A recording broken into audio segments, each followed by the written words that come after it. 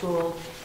And it's involved looking at the new standards, because NEASC has new standards as of 2011, and there are already committees formed that are looking at each of those standards and looking at other things that are a priority for NEASC, such as 21st century learning expectations and the use of assessments, including formative and pre-assessments. And the high school for a long time has been working on developing common assessments called common tasks that mean that when a student takes a course, there are certain assessments that all children who take, say, an Algebra 1 class or an English 10 class, all of them would have certain assessments in common that allow comparisons to be made across classrooms. Improving school climate has been one of the initiatives in the school district. Strategies to keep young people connected and responsible and engaged with the curriculum. We've looked at the positive relationship between school climate and increased achievement on the part of students. And in that effort, we've had training with responsive classroom in the lower grades, developmental design in the middle grades, and at the high school, the RESPECT process and analysis of school-wide data, academic and behavioral, has been very supportive in that effort. Mandated professional development from the state, as you've heard about several times now. Anti-bullying is now a law in Massachusetts that the school districts establish a common understanding of tools that staff can use to create positive school climate, promoting safety, civil communication, and respect for differences. That's the wording of the law. It requires ongoing professional development for all staff, and that includes that group that is listed there, not just teachers and administrators and paraprofessionals and counselors, but also school nurses, cafeteria workers, custodians. Everyone has to have bus drivers and coaches. Everyone has to be exposed to that training. And it has to be done annually.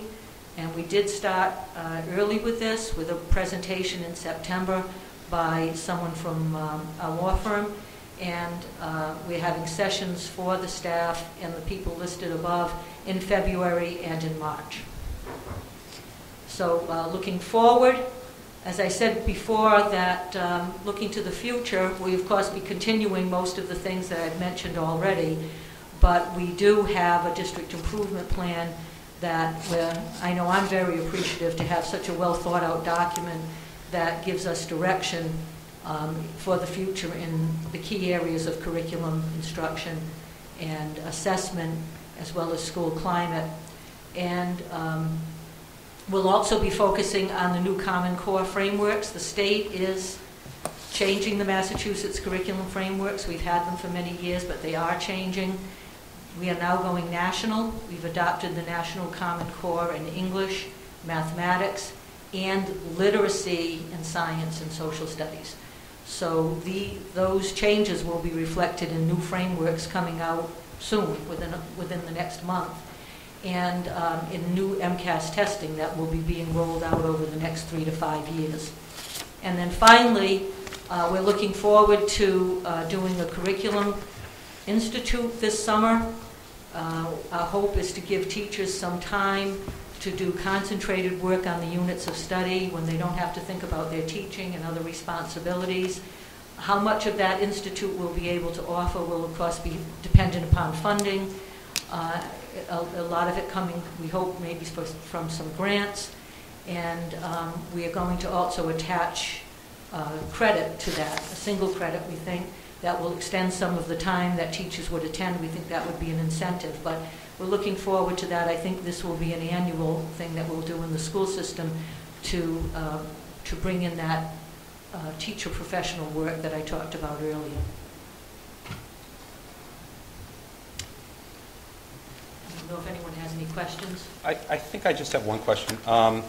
Is there somebody maybe on the professional development committee who looks out there for opportunities to inform the teachers that these opportunities exist, that wouldn't necessarily be paid for or put on by our district, but just to let teachers know, hey, there's a seminar in July, for sciences, if any of you guys are interested, or there's something on the English language arts, if some of you are interested.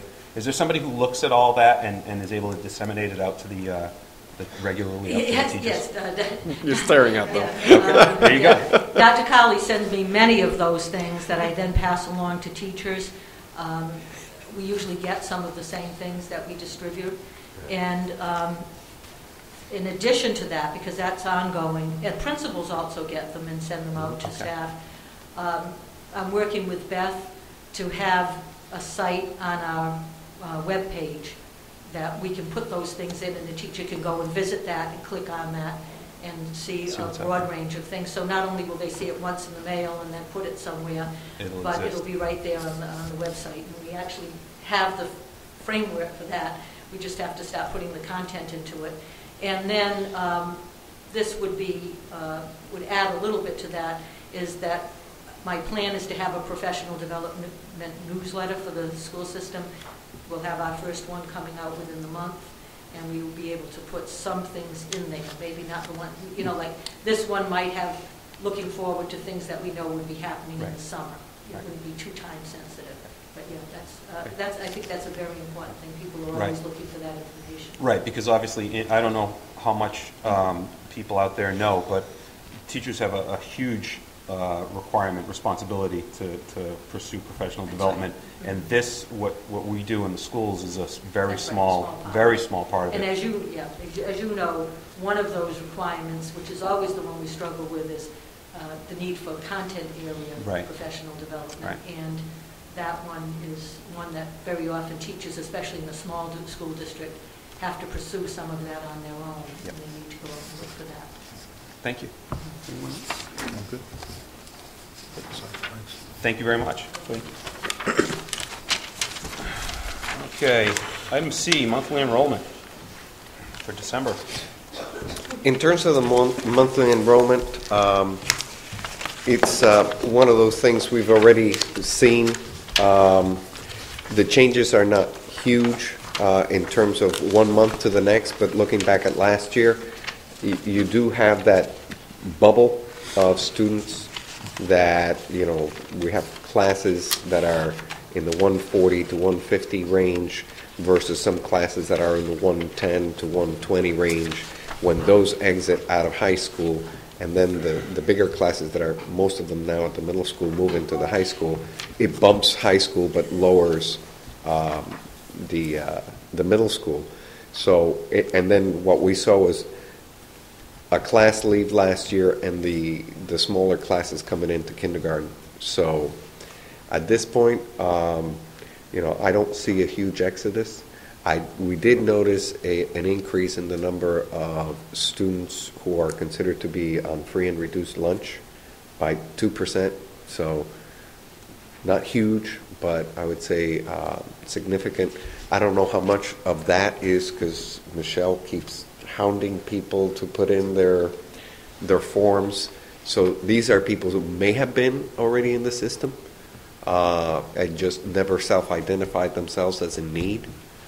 But it's one of those things that we did notice a 2% tick increase in terms of the free and reduced lunch population. Mostly at the elementary school, correct? Mostly